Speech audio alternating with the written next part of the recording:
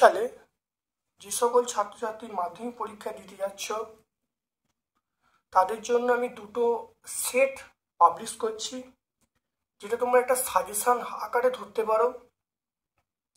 অত্যন্ত কার্যকারী সেট, পুরো 90 নম্বরের দুটো সেট আমি পাবলিশ করব। আশা করি এই দুটো সেট থেকে তোমরা হুবহু কমন পেয়ে যাবে এবং প্রত্যেকটা উত্তর আমি ব্যাখ্যা করব। খুব ভালো করে ভিডিও দেখো এবং কমেন্ট সেকশনে কমেন্ট করো। আমি প্রত্যেকটা প্রশ্ন ব্যাখ্যা করছি, প্রথম থেকে শেষ পর্যন্ত দেখো। অবশ্যই 2025-এর ছাত্রছাত্রীরা এই ভিডিও থেকে উপকৃত হবে এবং প্রশ্নে হুবহু কমন পাবে। চলে এসো, আজকে আমাদের দেখো গ্রুপ এর প্রশ্নে চলে এসো। গ্রুপ এ চলে এসো। দেখো, কোনটি জীবাশ্ম জ্বালানি নয়? কোনটি জীবাশ্ম জ্বালানি নয়? অপশান এ গোবর গ্যাস, অপশান বি প্রাকৃতিক গ্যাস, অপশান সি কয়লা, অপশান ডি পেট্রোলিয়াম। তাহলে জীবাশ্ম জ্বালানি নয়, অবশ্যই আমরা বলবো গোবর গ্যাস। গোবর গ্যাস কিন্তু জীবাশ্ম জ্বালানির মধ্যে পড়ছে না। এরপরে তোমরা চলে এসো, সেটা হলো 0 সেন্টিগ্রেড তাপমাত্রায় 1 atm চাপে তারপরে 2 মোল হাইড্রোজেনের আয়তন কত? এটা আমরা বলবো 2 মোল বলা আছে। এটা হলো, তাহলে আমরা বলবো 22.4 ইন্টু 2, 22.4 ইন্টু 2 করলে তাহলে 44.8। তাহলে আমরা অপশান ডি পাবো। SATP বলতে যে উষ্ণতা বোঝায় তার নিকটতম পূর্ণ সংখ্যা কি? নিকটতম পূর্ণ সংখ্যা আমরা কি বলবো? ওটা আমরা বলবো, আমরা অপশান সি বলবো। এটা আমরা অপশান সি বলবো, সেটা হলো 298 বলবো। 298। আচ্ছা, এবার এটা জেনে নাও যে SATP বলতে কি, মানে temperature of standard ambient and pressure. তাহলে এখানে হলো SATP standard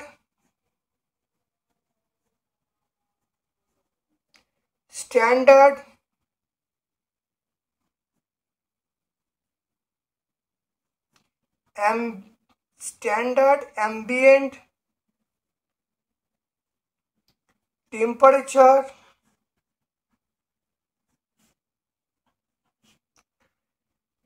and pressure, temperature and pressure।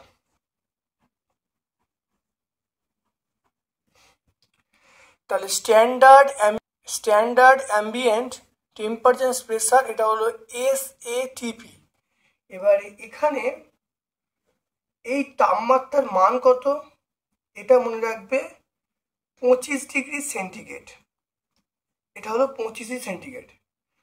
25 centigrade মানে আমরা বলবো 273 প্লাস 25 যদি কেলভিন করি তাহলে করলে কত হবে? 298 কেলভিন। তাহলে আমরা ফুল ফর্মটা জানলাম। এই টেম্পারেচারের মান হলো সেন্টিগ্রেডে 25 সেন্টিগ্রেড এবং 273 সঙ্গে 25 যোগ করলে 298। তাহলে আমরা সেই জন্য আমরা অপশান কি করেছি? অপশান দেখো, এখানে সি করেছি। প্রদত্ত দেখে নাও, প্রদত্ত ধাতুগুলির মধ্যে কোনটির প্রসারণ গুণাঙ্ক সবচেয়ে কম, যে হওয়ার জন্য বিভিন্ন কাজে ব্যবহার করা হয়, সেটা আমরা বলি ইনভার। ইনভারের প্রসারণ গুণাঙ্ক সবচেয়ে কম। দন্ত চিকিৎসক মুখের দাঁত দেখতে ব্যবহার করেন,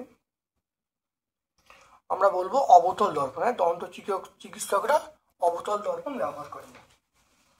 তারপর থেকে নাও আলোর প্রতিসরণের ক্ষেত্রে কাঁচ থেকে বায়ু মাধ্যমে আলোকরশ্মির আপাতন কোণ যদি 0 ডিগ্রি হয়, আপাতন কোণ যদি 0 ডিগ্রি হয়, তাহলে আমরা কি বলবো?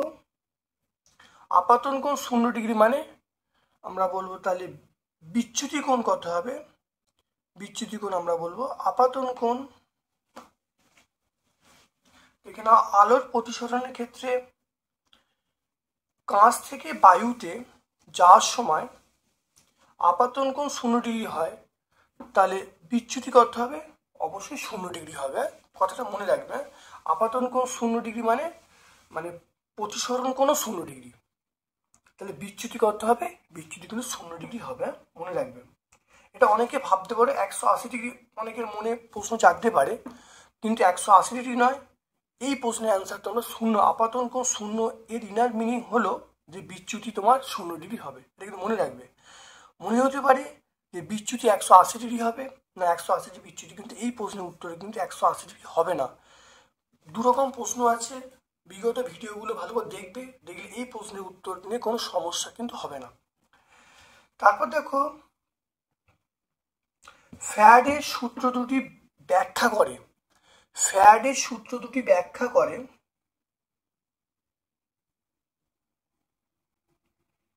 ফ্যারাডের সূত্র দুটি ব্যাখ্যা করে অপশন ডি বলবো, তড়িৎচুম্বকীয় আবেশ। ফ্যারাডের সূত্রটি ব্যাখ্যা করে তড়িৎচুম্বকীয় আবেশ।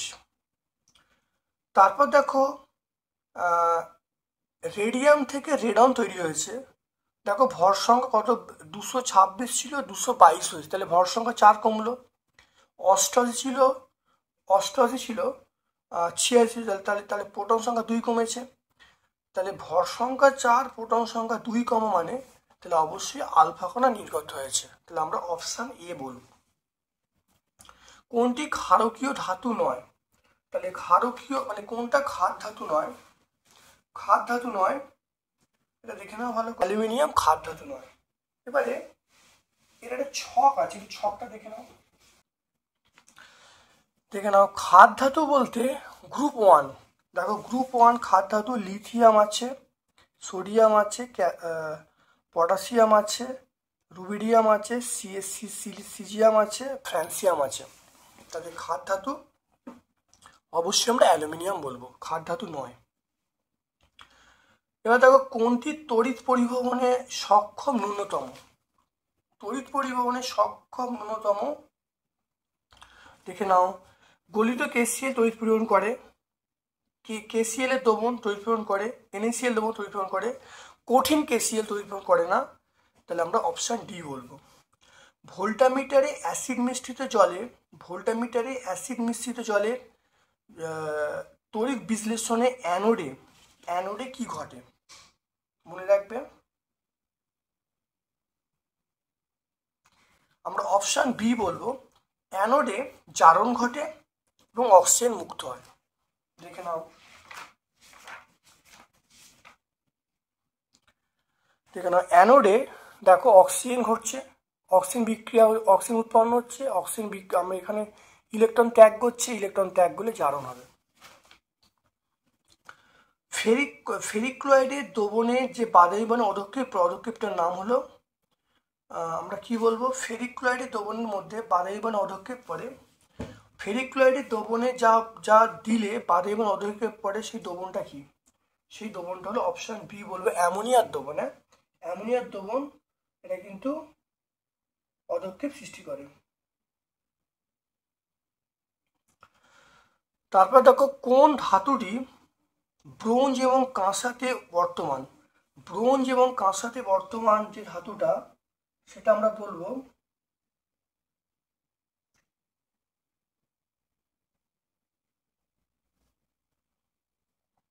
ব্রোঞ্জ এবং কাঁসাতে বর্তমান। দেখে নাও ব্রোঞ্জ এবং কাঁসাতে কোন ধাতুটা আছে, ছকটা দেখা যাক। দেখে নাও ব্রোঞ্জ, দেখে নাও ব্রোঞ্জ ব্রোঞ্জে দেখতে পাচ্ছ ব্রোঞ্জ এবং কাঁসা দেখতে পাচ্ছ, ব্রোঞ্জ এবং কাঁসা। দেখো ব্রোঞ্জে কপার আছে, কাঁসাতে কপার আছে। ব্রোঞ্জে জেডেন আছে, কাঁসাতে কিন্তু জেডেন নেই। ব্রোঞ্জে দেখো ব্রোঞ্জে দেখো কপার, তাহলে কমনটা কি? কমন আমরা কি বলবো? আমরা বলবো কপার, তাহলে আমরা বলবো তামা। তাহলে অ্যান্সার হবে তামা। যে যন্ত্রের সাহায্যে এসিকে টিসি রূপান্তর করা হয় তাকে আমরা বলবো রেকটিফায়ার। সমগুণীয় শ্রেণী যৌগগুলির মধ্যে আণবিক সংকেতের পার্থক্য হলো আমরা বলবো CH2। এরপর চলে এসো গ্রুপ বি এর প্রশ্নে। খুব ভালো, চলে এসো গ্রুপ বি এর প্রশ্নে। দেখো বায়ুমণ্ডলে কোন স্তরে ঝড় বৃষ্টি এগুলো হয়? আমরা বলবো ট্রপোস্ফিয়ার। ট্রপোস্ফিয়ারে ঝড় বৃষ্টি বজ্রপাত এই ঘটনাগুলো ঘটে। তারপর দেখো গ্যাসের একটি নাম লেখো, একটি গ্যাসের নাম লেখো যা প্রাকৃতিক উপায়ে তৈরি হয় এবং ওজোন স্তরকে ক্ষতি করে। প্রাকৃতিক উপায়ে তৈরি ওজোন স্তর ক্ষতি করে, আমরা বলবো এনও বলবো। এনও, ঠিক আছে, এনও বলতে নাইট্রিক অক্সাইড বলবো। তাহলে পদার্থটার নাম এই প্রাকৃতিক উপায়ে আমরা CFC বলতাম, কিন্তু ফার্স্ট চয়েস হবে এনও বা নাইট্রিক অক্সাইড হবে, মনে রাখবে। সূর্যে কোন ধরনের নিউক্লিয় বিক্রিয়া সংঘটিত হয়? আমরা বলবো নিউক্লিয় সংযোজন। আমরা বলবো নিউক্লিয় সংযোজন। তড়িৎ ক্ষেত্রে কোনটি ধনাত্মক প্লেটে আকৃষ্ট আলফা বিটা গামা? অবশ্যই আমরা বলবো বিটা। বিটা কণা ধনাত্মক প্লেটের দিকে আকৃষ্ট হয়। 1 বিওটি সমান কত জুল? আমরা বলবো 3.6 × 10⁶ জুল। 3.6 × 10⁶ জুল। তারপর দেখো L litre ATM mole inverse kelvin inverse, আর এর মান কত? 0.082। আমরা লিখবো litre ATM mole inverse kelvin inverse.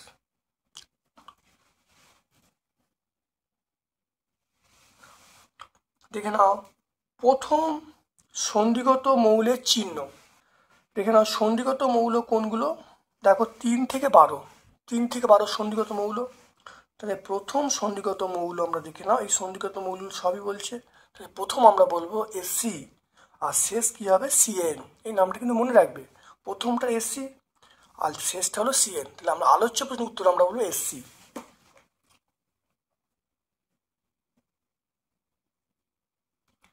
তারপর দেখে নাও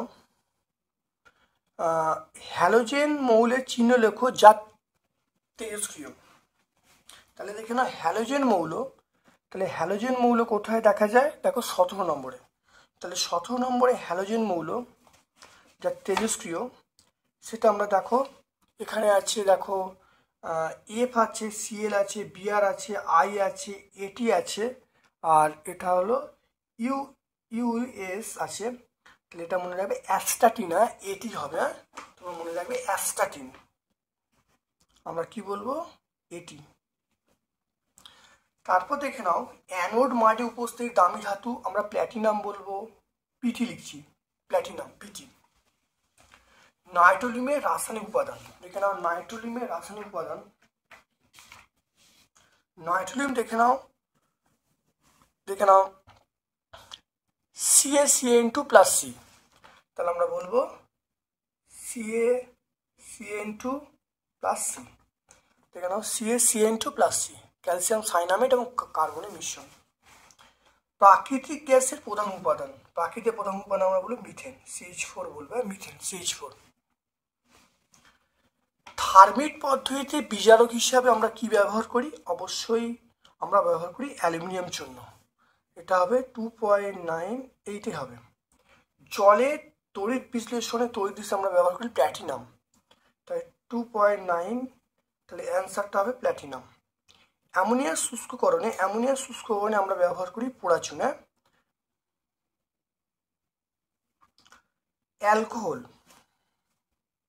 ইথানোয়িক অ্যাসিড, মিথানোয়িক অ্যাসিড মানে আমরা বলবো দেখো HCOH মানে H2CO2। দেখো এটা করলে দেখো H2CO2। তাহলে মিথানোয়িক অ্যাসিড হবে দেখো CH2O2। তো ওখান থেকে বলতে পারি CH2O2। তাহলে আমরা বলবো এটা মিথানোয়িক অ্যাসিড। আর অ্যালকোহলের সংকেত হলো C2H6O। এটা আমরা বলবো অ্যালকোহলের সংকেত। তাহলে 6টা উত্তর হয়ে গেল। বায়োগ্যাসে প্রধানত ড্যাশ ব্যাকটেরিয়া মিথেন তৈরি করে। এখানে ব্যাকটেরিয়ার নাম হলো মিথানোজেনিক ব্যাকটেরিয়া।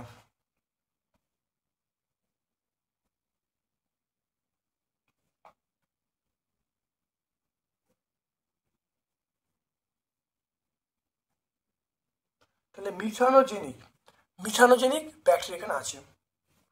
বৈদ্যুতিক মোটরের ড্যাশ শক্তি রূপান্তরিত হয়, এটা বলবো যান্ত্রিক শক্তি। হ্যাঁ, যান্ত্রিক শক্তি রূপান্তরিত হয়।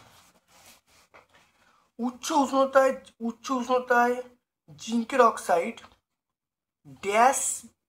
অক্সাইড ড্যাশ বিজারণ জিঙ্ক উৎপন্ন হয়। উচ্চ তাপমাত্রায় জিঙ্কের অক্সাইড ড্যাশ বিজারণে জিঙ্ক উৎপন্ন করে, আমরা বলবো কার্বন বিজারণ। হ্যাঁ, এটা কার্বন লিখবো।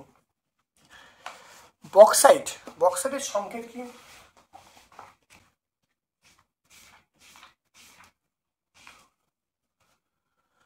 বক্সাইটের সংকেত দেখো, বক্সাইট হলো Al2O3 2H2O। বক্সাইট আমরা বলবো Al2O3, 2H2O, বক্সাইটের সংকেত। তারপর দেখে নাও, লাল আলোয় সবুজ পাতাকে আমরা কি বলবো? কালো। ড্যাশ লেন্স সর্বদা অসৎ বিম্ব তৈরি করে, আমরা বলবো অবতল লেন্স।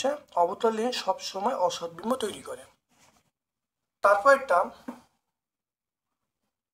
একই ধাতুর রোধাঙ্ক দেখে নাও, একই ধাতুর রোধাঙ্ক সব শর্তে এক নাও হতে পারে। একই ধাতুর রোধাঙ্ক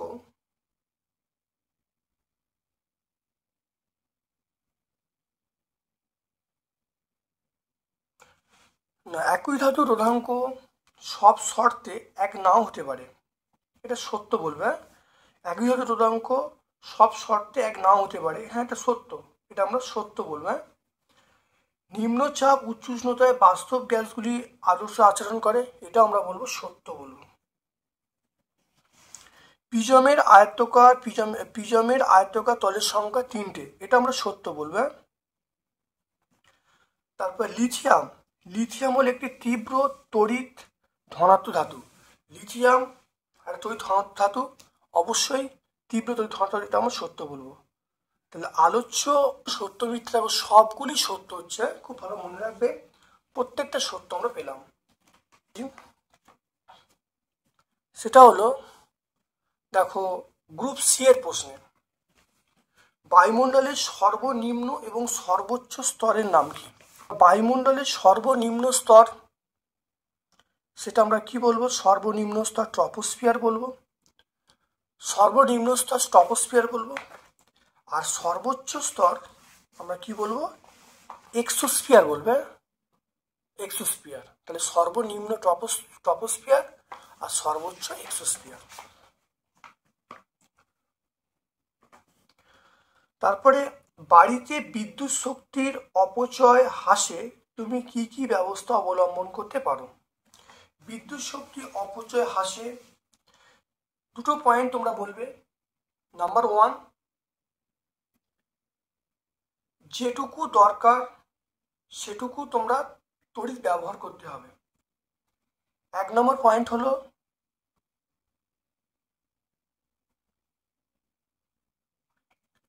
কয়েকটা পয়েন্ট আছে, তার প্রথম পয়েন্ট হলো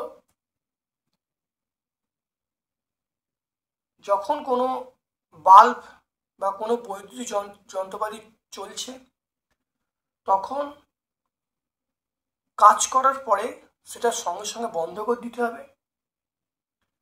আর নাম্বার 2 হলো যতটা পারা যায়, তাহলে 1 নম্বর পয়েন্ট আমরা বলছি যে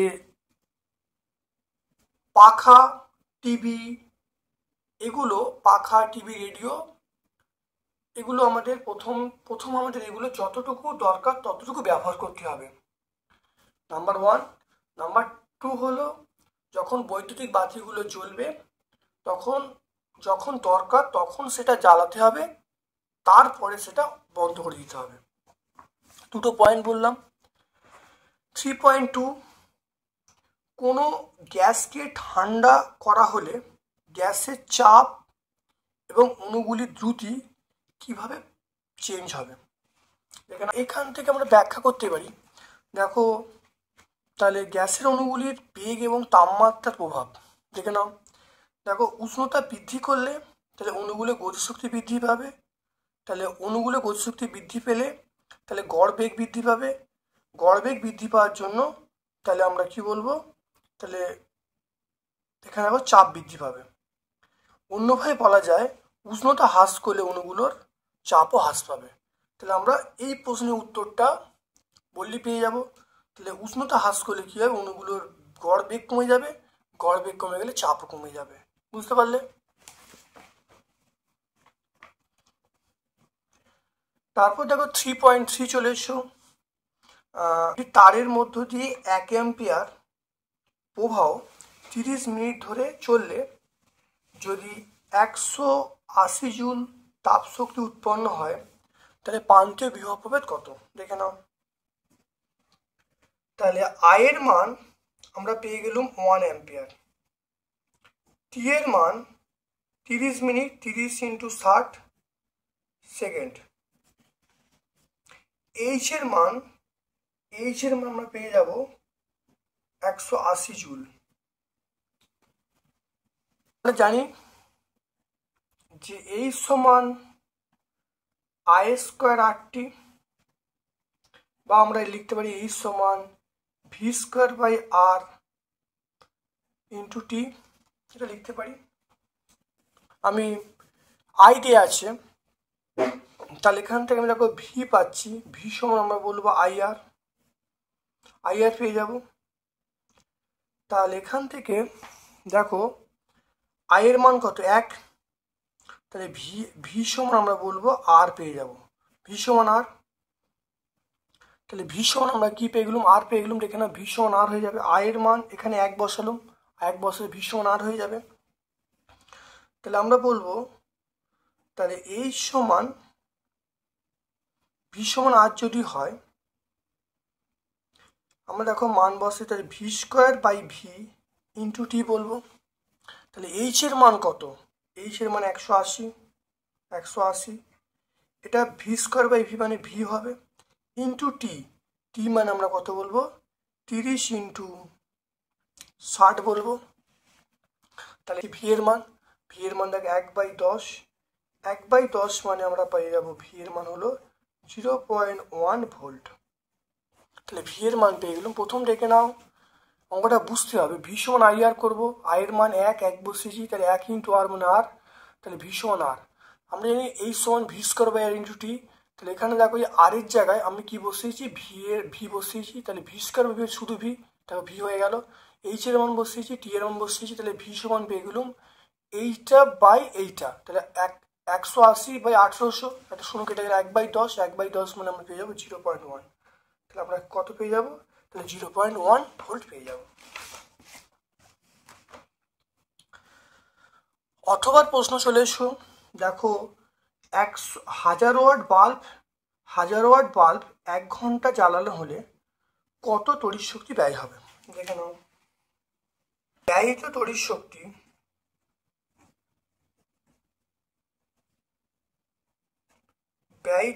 শক্তি আমরা বলবো 1000 × 1, 1000 × 1 করলাম, তাহলে এটা হলো 1000 দিয়ে ভাগ করব, তাহলে ওটা ওয়াট ঘন্টা, 1000 করলে কিলোওয়াট ঘন্টা, তাহলে এটা কিলোওয়াট ঘন্টা। তাহলে 1000/1000 করলে কত হবে, এটা করলে আমরা বলবো, এটা বলবো 1 বিওটি, এটা বলবো 1 বিওটি, আমরা বলবো 1 বিওটি। 3.4 সূর্যের আলো পিজের মধ্যে পাঠানো হলে কোন বর্ণের চ্যুতি সবচেয়ে কম হবে? কম হবে লাল, আর চ্যুতি বেশি হবে অবশ্যই বেগুনি। তাই লালের চ্যুতি কম হবে আর বেগুনির বিচ্যুতি সবচেয়ে বেশি হবে। একটি দেখে নাও, একটি ক্ষারীয় মিথ্যে ধাতু এবং মূল ধাতুর নাম লিখতে বলছি। দেখে নাও, দেখে নাও ক্ষারীয় মিথ্যে ধাতু, দেখে নাও ক্ষারীয় মিথ্যে ধাতু, এটা হলো গ্রুপ 2। গ্রুপ 2 এ দেখো ক্ষারীয় মিথ্যে ধাতু, ক্ষারীয় মিথ্যে ধাতু আমরা কি বলবো? দেখে নাও, ক্ষারীয় মিথ্যে ধাতু আমরা বলবো 2 নম্বর গ্রুপে বলবো। তাই 2 নম্বর গ্রুপে আমরা এমজি বলে দেবো। ম্যাগনেসিয়াম বলবো, তাহলে ম্যাগনেসিয়াম বলবো, ক্ষারীয় মিথ্যে ধাতু আমরা এমজি বলবো, এমজি। আর মূর্ধ ধাতু, মূর্ধ ধাতু আমরা কি বলবো? কপার বলবো, কপার সিউ বলবো। মূর্ধ ধাতু কপার বলবো, রূপো আমরা এজি বলবো, সোনা ইউ বলতে পারি। পর্যায়নিত মৌলগুলো তড়িৎ ঋণাত্মকতা কিভাবে পরিবর্তিত হয় এবং কেন? এটা বহু পরিচিত প্রশ্ন। দেখো পর্যায়নিত তড়িৎ ঋণাত্মকতা, দেখে না বাম থেকে ডানে গেলে বৃদ্ধি পাবে আর ওপর থেকে নিচে নামলে হ্রাস পাবে, দেখতে পাচ্ছ। এবারে কেন, কারণটা এখানে পরিষ্কার আছে, দেখে নাও। এখানে দেখে নাও কিভাবে বলা আছে, বলা আছে কারণটাও ব্যাখ্যা করা আছে। পর্যায় বরাবর কি হচ্ছে? পরমাণু ক্রমাঙ্ক বৃদ্ধির সঙ্গে সঙ্গে ধনাত্মক আধান বৃদ্ধি পাচ্ছে। ধনাত্মক আধান বৃদ্ধি পেলে পরমাণু হ্রাস পাচ্ছে, ফলে নিউক্লিয়াসের আকর্ষণ বেড়ে যাচ্ছে। আকর্ষণ বেড়ে গেলে তাহলে মৌলের তড়িৎ ঋণাত্মকতা বৃদ্ধি পাচ্ছে। ঠিক আছে, বুঝতে পারলে? এখানে একইভাবে আমরা কিন্তু শ্রেণীটাও বলে দিতে পারবো, বোঝা গেল?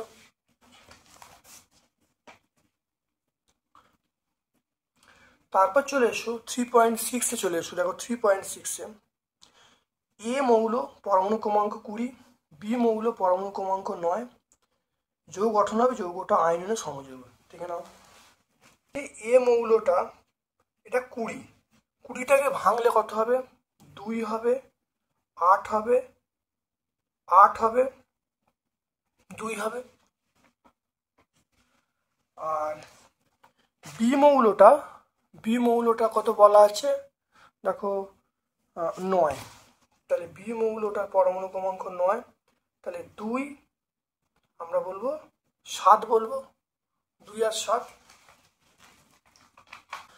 দেখে নাও এটা তাহলে কি হবে? তাহলে এর দেখো বহিস্থ কক্ষে কটা ইলেকট্রন? 2টো। এর দেখো একটা ইলেকট্রন মানে ঘাটতি আছে, একটা ইলেকট্রন দিলে অষ্টক পূর্ণ হবে।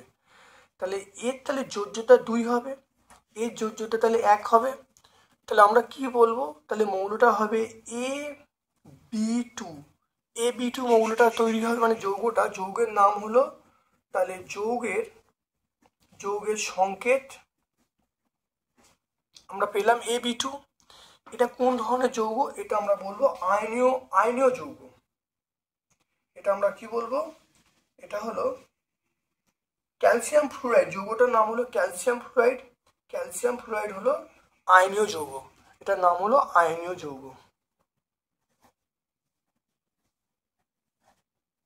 যৌগটার নাম আমরা কি বলবো? আয়নীয় যৌগ।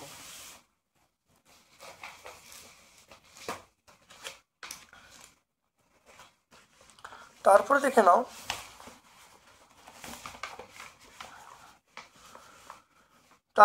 নাও, লেড অ্যাসিটেট। দেখে নাও, লেড অ্যাসিটেট দ্রবণে H2S পাঠালে যা ঘটবে সমীকরণ ও ভৌত পর্যবেক্ষণ দিতে বলছে। নাও দেখে নাও লেড অ্যাসিটেট সিক্ত কাগজকে H2S গ্যাসে ধরলে তাহলে কালো বর্ণের লেড সালফাইড উৎপন্ন হবে এবং সেটা অধক্ষিপ্ত হবে, কাগজটা কালো হয়ে যাবে। সংকেত হলো Pb CH3COO2 প্লাস H2S সমান PbS প্লাস CH3COOH। বুঝতে পারলে? এটা পুরোটা লিখলে কিন্তু উত্তর হয়ে যাবে। তারপর চলে এসো নাইট্রোজেন পূর্ণ গ্যাস জারে Mg প্রবেশ করালে কি ঘটবে সেটা দেখতে বলছি। উচ্চ তাপমাত্রায় নাইট্রোজেন এবং ম্যাগনেসিয়াম ধাতুর সঙ্গে বিক্রিয়া করে ম্যাগনেসিয়াম নাইট্রাইড উৎপন্ন হবে। দেখতে পাচ্ছ ম্যাগনেসিয়াম নাইট্রাইড উৎপন্ন হবে, তাহলে Mg plus N2 Mg3 N2 উৎপন্ন হবে।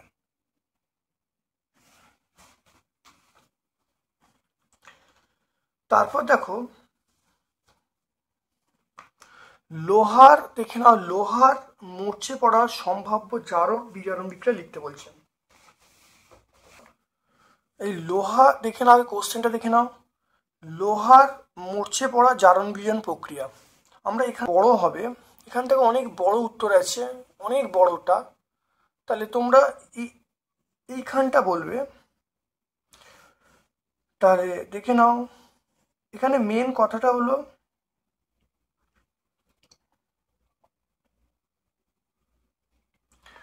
দেখে নাও, আমরা বলবো তড়িৎ বিশ্লেষণ হিসাবে। তাহলে এখানে দেখে নাও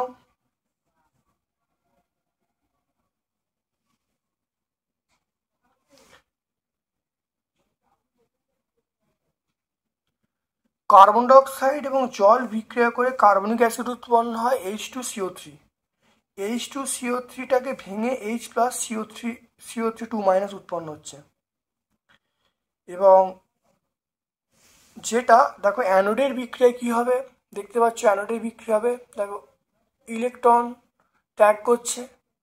আর দেখো ক্যাথোডের বিক্রিয়া ইলেকট্রন গ্রহণ করছে, তাহলে তাহলে অ্যানোডে উৎপন্ন হলো দেখো Fe2+, ক্যাথোডে উৎপন্ন হলো এখানে দেখো হাইড্রোজেন গ্যাস উৎপন্ন হলো। তাহলে আমরা এই পর্যন্ত বললেই কিন্তু উত্তরটা হয়ে যাবে। বা তোমরা যদি এইখান থেকে শুরু করে এটা লিখলে হচ্ছে কোনো একটা পার্ট আগে, এখান থেকে তোমরা শুরু করবে, এইখান থেকে শুরু করে তোমরা এখান পর্যন্ত বলবে, এটা উত্তর হয়ে যাবে। এখান পর্যন্ত বললে উত্তর হয়ে যাবে, বা তোমরা এইখান থেকে এখান পর্যন্ত বললে কিন্তু উত্তর হয়ে যাবে।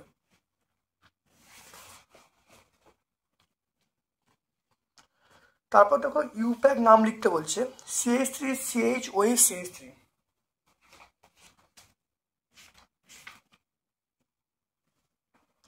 দেখে নাও CH3CHOH CH3 এর নাম হলো প্রোপান টুঅল। আমরা কি বলবো? প্রোপান টুঅল, এটা নাম হলো প্রোপান টুঅল। তারপর দেখো CH3CH2COOH,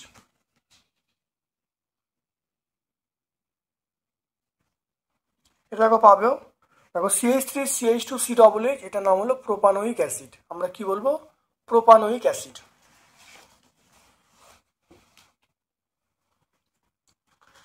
তারপর দেখো ধাতব সোডিয়ামের সঙ্গে, দেখে নাও ধাতব সোডিয়ামের সঙ্গে আমরা বলবো ইথানলের বিক্রিয়া এবং ভৌত অবস্থা পর্যবেক্ষণ করতে বলছি। দেখো নাও ধাতব সোডিয়াম, দেখো ধাতব সোডিয়ামের সঙ্গে দেখো ইথানলের বিক্রিয়া, ইথানল মানে C2H4OH বা ইথাইল অ্যালকোহল বিক্রিয়া করেছি, এটার নাম হলো সোডিয়াম ইথাইঅক্সাইড এবং হাইড্রোজেন উৎপন্ন হচ্ছে। দেখে নাও ভালো করে। তাহলে প্রত্যেকটা প্রশ্নের আমি উত্তর কিন্তু পুঙ্খানুপুঙ্খভাবে ব্যাখ্যা করছি। ভিডিওটা দেখো। এই সেটটা 2025-এর মাধ্যমিক পরীক্ষার জন্য অত্যন্ত কার্যকরী সেট।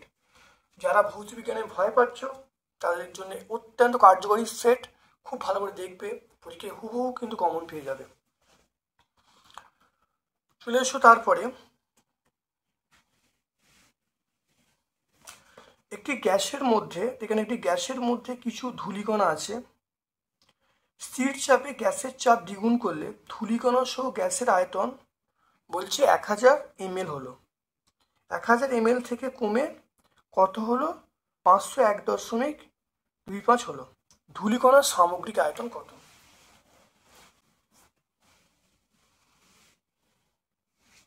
V1 সমান আমরা বলবো P2V2, এটা আমরা বলবো।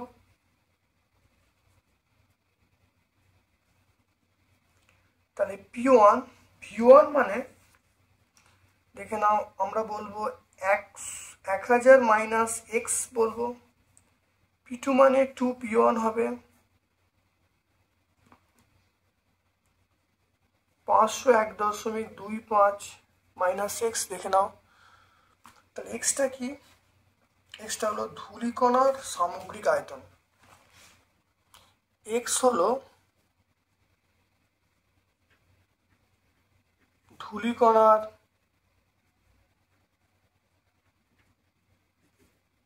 সামগ্রিক আয়তন। তাহলে P1টা 2P1 হয়েছে, চাপটা দ্বিগুণ হয়েছে। আয়তনটা দেখো, এইটা হলো মোট আয়তন, দেখে নাও। তার থেকে এই ধূলিকণার আয়তনটা, এটা হলো দেখো ধূলিকণার আয়তনগুলো বাদ যাবে।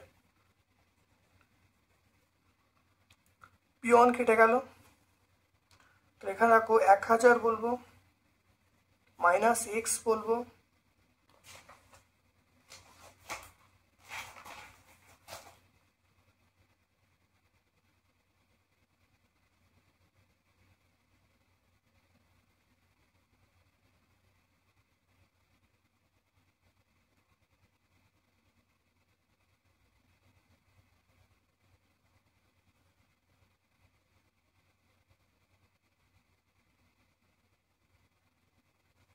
আর 2.5 মাইনাস, এটা আমরা বলবো এটার সাথে গুণ করলে 2x বলবো। এক্সটা বাম দিকে আনছি, এক্সটা দেখো বাম দিকে আনলে কি বলবো, মাইনাস এক্স প্লাস 2x। 1000টা ডান দিকে নিয়ে যাচ্ছি, প্লাস ছিল মাইনাস হয়ে গেল। তাহলে এখানে দেখে নাও এক্স সমান তাহলে কত হবে, 2.5।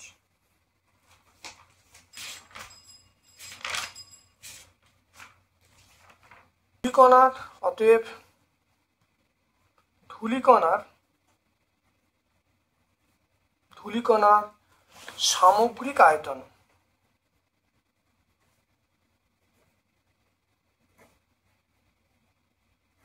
ধূলিকণার সামগ্রিক আয়তন 2.5 ml। দেখতে পাচ্ছ? খুব ভালো করে দেখে নাও, ভালো করে বুঝে নাও। এটা হলো এক্সটা হলো ধূলিকণার আয়তন। তাহলে এখান থেকে এক্সটা বাদ দিলুম, বাদ দিলে গ্যাসের আয়তন পাবো। এখান থেকে এক্সের বাদ দিলুম, গ্যাসের আয়তন পাবো। P1 সমান P2 করেছি, চাপটা দ্বিগুণ মানে 2P1 করেছি। দেখো করে এখানে দেখো এক্সটাকে বাম দিকে নিয়েছি, সংখ্যা ডান দিকে নিয়ে গেছি, এক্স এর মান 2.5। তাহলে ধূলিকণার সামগ্রিক আয়তন 2.5 ml।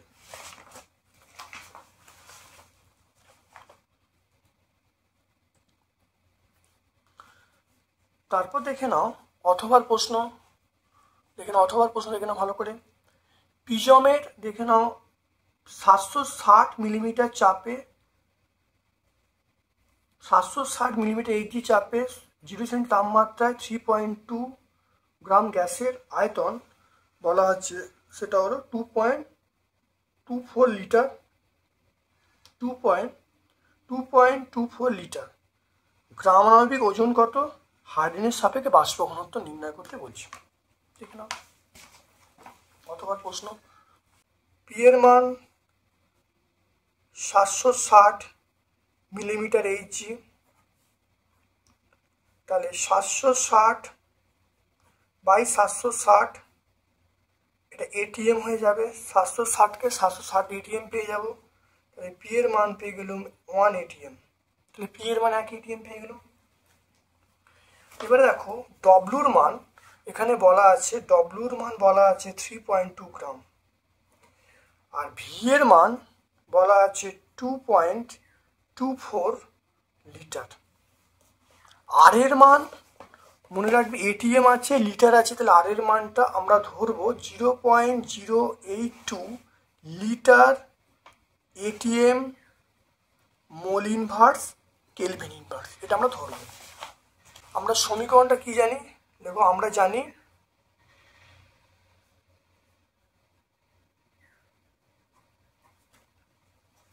দেখুন আমরা জানি পিভি সমান এন আর টি। তাহলে পিভি সমান এন এর জায়গায় ডব্লিউ বাই এম বসাবো, আর টি বসাবো। আর টি এর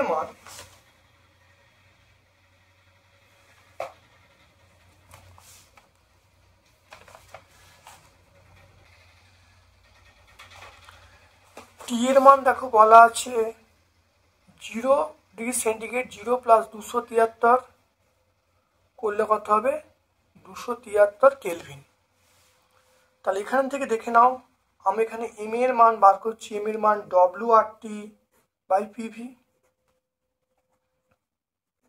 ডব্লিউর মান কত, ডব্লিউর মান 3.2, আর এর মান 0.082, টি এর মান আমরা বলবো 273, পি এর মান 1, ভি এর মান 2.24। এর মান কত আসবে? এম এর মান আসবে 31.98। 31.98 মানে আমরা বলবো 32 বলবো। তাহলে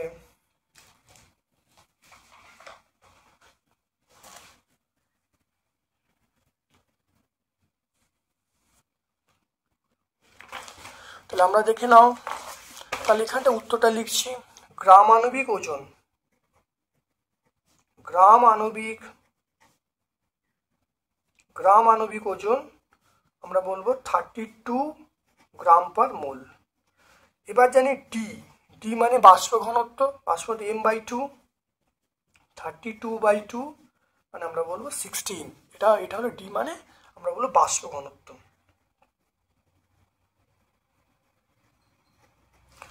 দেখো টোটাল উত্তরটা পেয়ে গেলাম।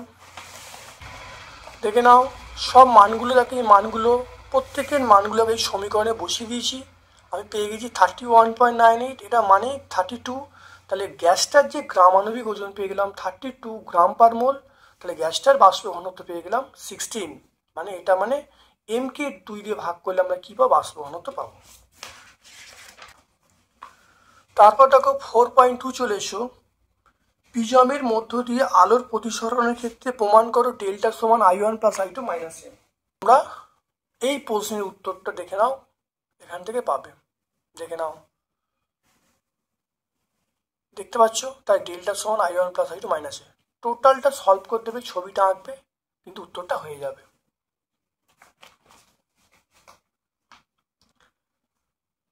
তারপর দেখে নাও, হর্ষদৃষ্টি নিবারণে কোন লেন্স ব্যবহার করা হয়? এই ধরনের লেন্স ব্যবহার করে কিভাবে ত্রুটিটা নিবারণ করা হয় চিত্রসহ ব্যাখ্যা করতে বলছে। দেখে নাও,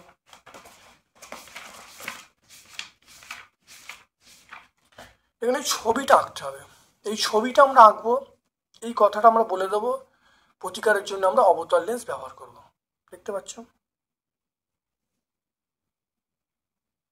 খুব ভালো দেখে নাও। তারপর দেখো, উত্তল লেন্স ব্যবহার করে কিভাবে বস্তুর বিবর্ধিত অসম্য প্রতিবিম্ব পাওয়া যায় চিত্র আঁকতে বলছে।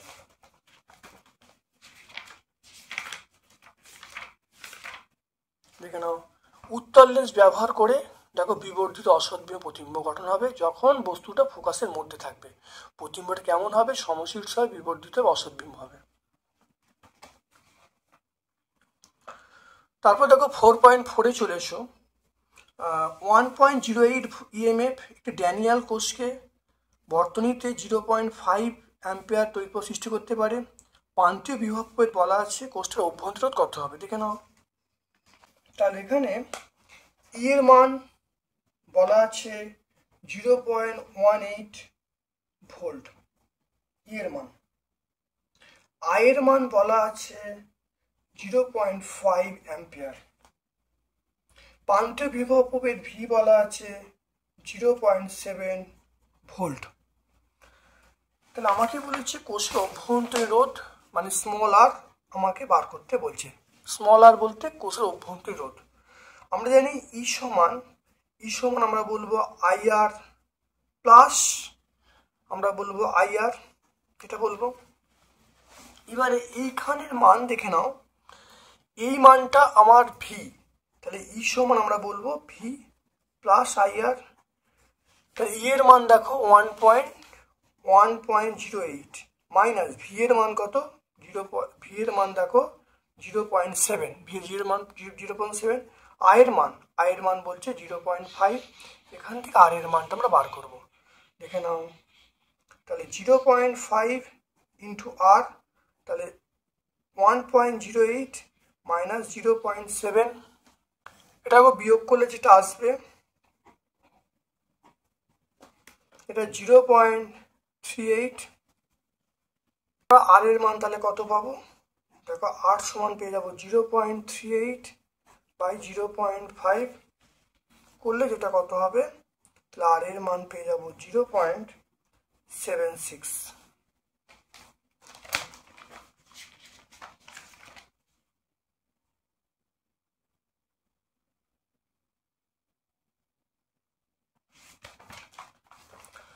তাহলে তাহলে কোষের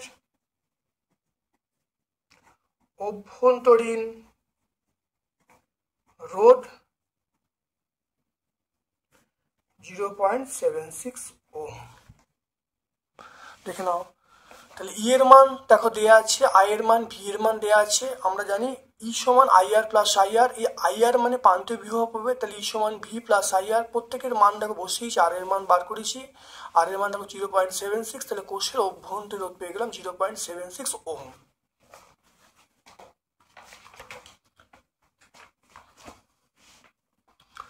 তারপর দেখে নাও অথবা একটা প্রশ্ন আছে, দেখে নাও অথবার প্রশ্ন, একটি পরিবাহী রোধ অন্য একটি দ্বিগুণ, পরিবাহীর বিভব পার্থক্য একই হলে প্রবাহ মাত্রার অনুপাত নির্ণয় করতে বলছে। এখানে অথবা প্রশ্ন ক্ষেত্রে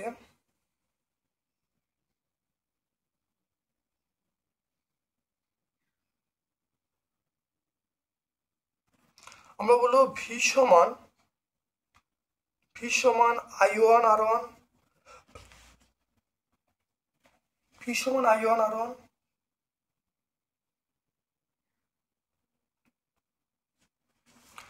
এবার দেখো দ্বিতীয় ক্ষেত্রে আমরা বলবো ভি সমান I2 R2। অঙ্কটা পড়ে দেখো, পরিবাহীর রোধ অন্য একটি রোধের দ্বিগুণ, মানে অন্যটা যে R2 হয়, আমি অন্যটা R2 ধরছি, তাহলে এটা তাহলে কি হবে, তার দ্বিগুণ হবে। তাহলে সেজন্য আমি বসাবো I1 সমান 2R2। কেন? কারণ অন্যটা যে R2 হয়, তাহলে এটা তাহলে R1টা কি হবে, এর দ্বিগুণ, মানে দ্বিতীয়টার দ্বিগুণ, সেই জন্য আমরা কি বলবো 2R2 বলবো। তাহলে আমরা এবারে দেখো এখানেও দুটো সমান কত, এটাও ভি এটাও ভি, তাহলে আমরা কি করব, I1 সমান I1 ইন্টু 2 ইন্টু R2 সমান I2 ইন্টু R2। তাহলে R2 আমি ক্যান্সেল করে দিলাম, সমান আছে। তাহলে আমরা দেখো I1 বাই I2 করে নিলাম। I1 বাই I2 মানে আমরা বলবো দেখো 1/2। তাহলে আমরা অ্যান্সার পেয়ে গেলাম I1 ইস্টু I2 আমরা বলবো 1:2। বুঝতে পারলে? খুব ভালো দেখে নাও, এই জায়গাটা তোমাদের বুঝতে হবে।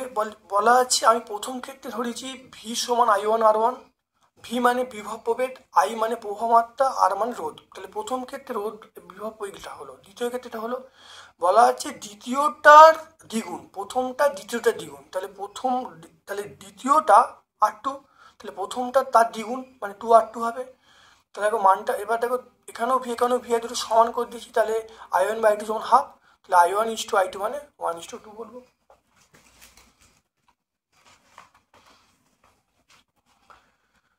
তারপর দেখে নাও 4.5 চলে এসো। দেখো একটি তেজস্ক্রিয় মৌলের নিউক্লিয়াস এক্স থেকে দুটি বিটা কণা একটি আলফা কণা নির্গত হলে প্রাপ্ত যে নিউক্লিয়াস তার ভর সংখ্যা পরমাণু ক্রমাঙ্ক কি হবে, দেখে নাও 4.5 চলে এসো। তাহলে এক্স একটা নিউক্লিয়াস, এক্স নিউক্লিয়াসে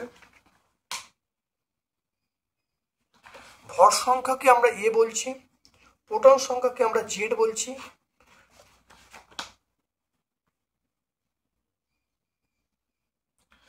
দেখে নাও বলা আছে একটা আলফা কণা বেরোচ্ছে, একটা আলফা কণা বেরোচ্ছে আর একটা আলফা কণা বেরোচ্ছে। একটা আলফা কণা বেরোনোর জন্য তাহলে যে মৌলটা হলো সেটা মনে করো ওয়াই একটা ওয়াই মৌল, তার ভর সংখ্যা কত হবে, তাহলে ভর সংখ্যা হবে A-4 হবে। তাহলে প্রোটন সংখ্যা কত হবে, Z-2 হবে। এরপর দেখো বলা আছে সেটা মনে করো পি মৌল, একটা পি মৌল তৈরি হয়েছে, তাহলে ভর সংখ্যা কী হয়, ভর সংখ্যা হলো A-4, আর এটা ছিল কত Z-2, দুটো বিটা কণা বেরোচ্ছে মানে +2 হবে। তাহলে আমরা কি পেয়ে যাব, তাহলে জেড পেয়ে যাব। তাহলে এই পি মৌলটা পেয়ে গেলাম A-4, আর দেখো এখানে পেয়ে গেলাম জেড। তাহলে ভর সংখ্যা কত হলো, তাহলে ভর সংখ্যা তাহলে ভর সংখ্যা হলো এ মাইনাস জেড, তাহলে ভর সংখ্যা আমরা বলবো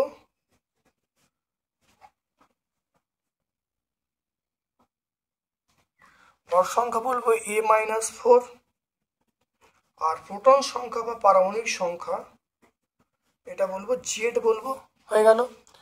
আর এই এ এবং জেড এর মধ্যে দেখো ভর, দেখো প্রোটন সংখ্যা সমান, তাহলে এরা পরস্পরে কি বলবো, আইসোটোপ বলবো। হ্যাঁ, তাহলে আইসোটোপ বলবো। তাহলে এ এবং জেড পরস্পরের কি, এ এবং পি পরস্পরের আইসোটোপ। তাহলে আমরা তাহলে প্রথম প্রশ্নের উত্তর ভর সংখ্যা হলো এ মাইনাস 4, প্রোটন সংখ্যা জেড, আর এ এবং মানে প্রথম মৌল এবং প্রাপ্ত মৌল এরা পরস্পরের কি আইসোটোপ। দেখে নাও 4.6 চলে এসো। 4.6, তিনটি রোধ 5 ওহম, 10 ওহম, 15 ওহম, এদের কোন সমবায় যুক্ত করলে তুল্য রোধের 5-এর কম হবে? দেখে নাও, মনে রাখবে 5-এর কম হবে আমরা বলবো সমান্তর সমবায় যুক্ত করলে এটা বলবো 5-এর কম হবে। দেখে নাও, তাহলে 1/RP সমান তিনটে রোধ বলা আছে, 1/5, 1/10 প্লাস 1/15। তাহলে এটা করলে লসাগু কত হবে? দেখেন লসাগু 30 হবে, এটা 6 হবে, এটা 3 হবে, এটা 2 হবে। তাহলে 1/RP, তাহলে 1/RP সমান এটা 9, 11/30 হবে। তাহলে এখানে আরপির মান দেখো পেয়ে যাব, তাহলে 30/11।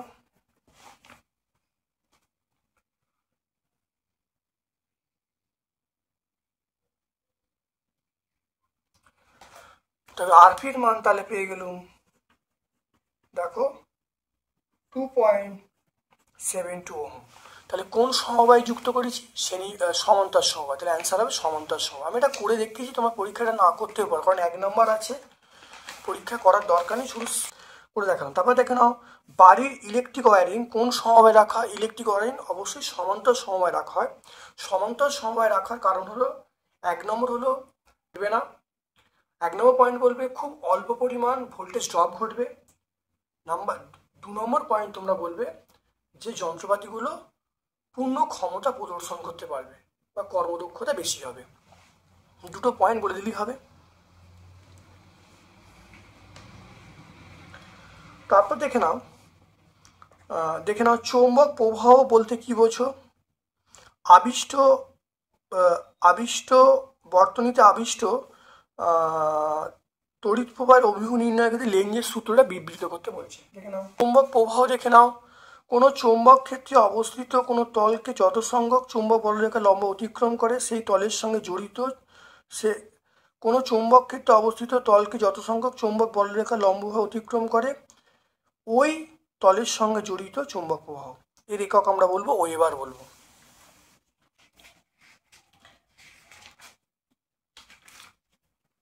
দেখে নাও লেঞ্জের সূত্র দেখে নাও কোনো তড়িৎচুম্বক আবেশের ক্ষেত্রে আবিষ্ট প্রবাহের অভিমুখ এমন হবে যে কারণে প্রবাহ সৃষ্টি হচ্ছে, আবিষ্ট তড়িৎ প্রবাহ সর্বদা সেই কারণকে বাধা দেবে।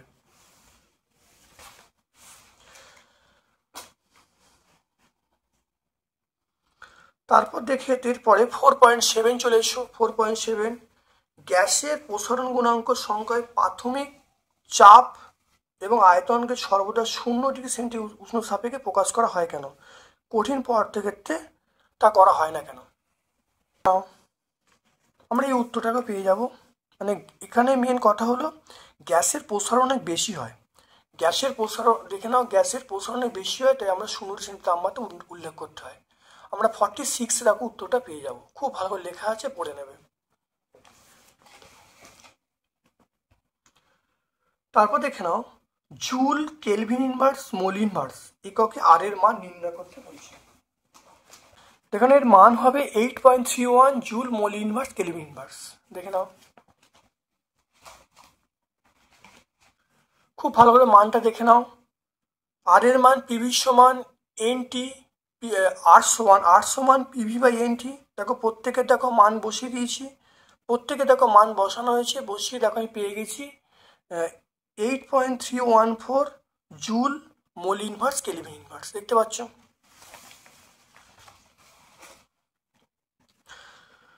তারপর দেখে নাও 4.9 প্রশ্নে চলে এসো। 4.9 বলা আছে কোনো মৌলের আয়নাইজেশন শক্তি বলতে কি বোঝো? পর্যায় সারণীতে কিভাবে পর্যায় শ্রেণী বরাবর আয়নাইজেশন শক্তি পরিবর্তিত হয়।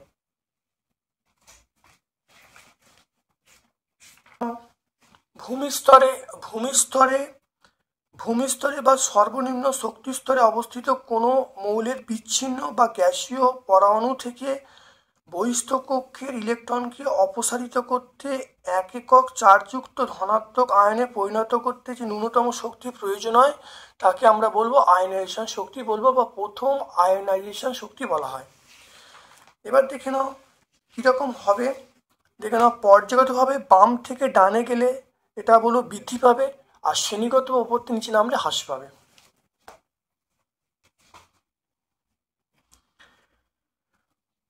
পরের প্রশ্ন চলে এসো। দেখো কপার ধাতুর, দেখে নাও কপার ধাতুর পরিশোধন প্রক্রিয়ায় ব্যবহৃত তড়িৎ বিশ্লেষ্য ক্যাথোড অ্যানোডের বিক্রিয়া লিখতে বলছে। দেখে নাও ভালো করে। দেখে নাও কপার ধাতু পরিশোধনে আমরা অ্যানোড হিসেবে ব্যবহার করব অবিশুদ্ধ কপার। আর দেখো অ্যানোড এবং ক্যাথোডের বিক্রিয়া ভালো করে লিখে দেবো, লিখলে কিন্তু উত্তর পেয়ে যাব। দেখতে পাচ্ছ অ্যানোড এবং ক্যাথোডের বিক্রিয়া। এবং তড়িৎ বিশ্লেষক হিসেবে আমরা ব্যবহার করব H2S উপর মিশ্রিত COS উপর দ্রবণ। তারপর দেখো অ্যামোনিয়া থেকে কিভাবে ইউরিয়া প্রস্তুত করা যায় শর্ত সমীকরণ লিখতে বলছে, ইউরিয়ার প্রধান ব্যবহার লিখতে বলছেন।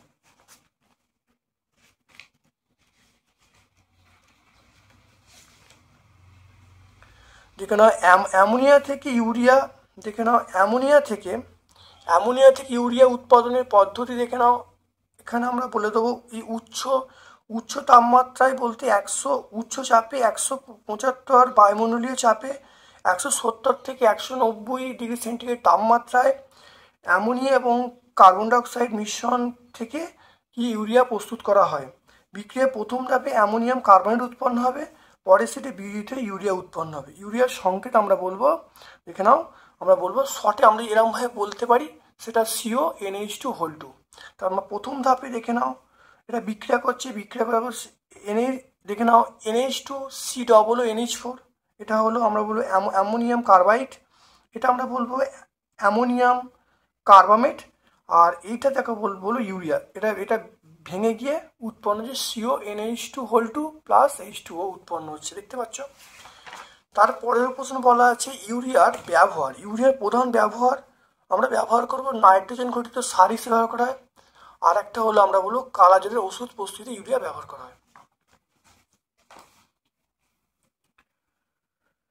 এরপরে দেখে নাও চলে এসো স্পর্শ পদ্ধতিতে SO3 উৎপাদনে উষ্ণতা অনুঘটক সমীকরণ লিখতে বলছি। SO3 সঙ্গে H2S উপর বিক্রিয়া করে কি উৎপন্ন একটা সংকেত লিখতে বলছে।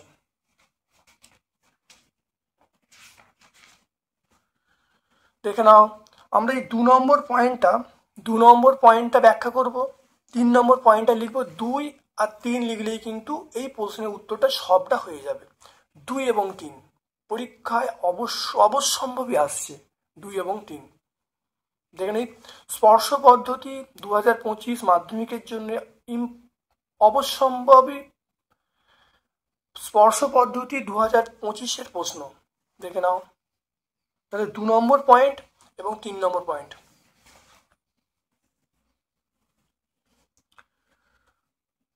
টেফলন এবং পিভিসির মনোমারের নাম লিখতে বলছে, একটি বায়োডিগ্রেডেবল পলিমারের নাম। দেখে নাও পিভিসি মনোমারের নাম ভিনাইল ক্লোরাইড, সংকেত হলো CH2 ডবল বন্ড CHCl, আর টেফলন মনোমারের নাম হলো টেট্রাফ্লুরোথিলিন CF2 পেয়ে যাব। আর এখানে দেখো একটি বায়োডিগ্রেডেবল পলিমার আমরা বলবো সেলুলোজ বলবো, কার্বোহাইড্রেট বলবো, এগুলো মনে রাখবে।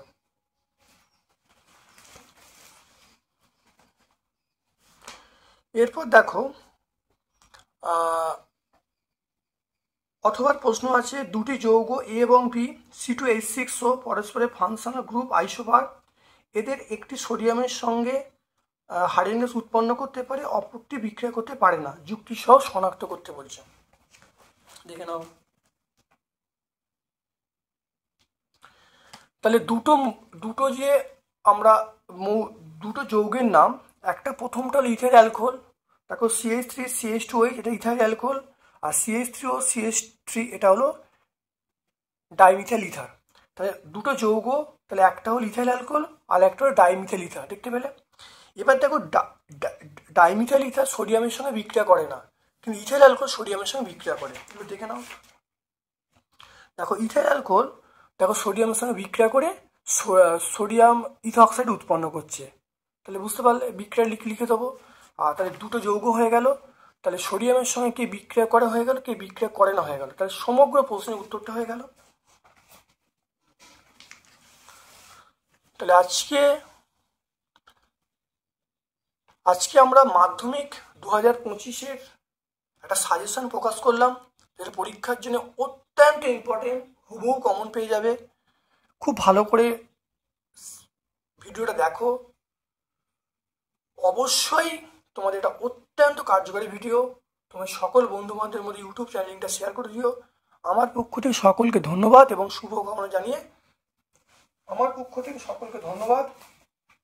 শুভকামনা জানিয়ে আজকের মতো ভিডিও শেষ করলাম। Thank you.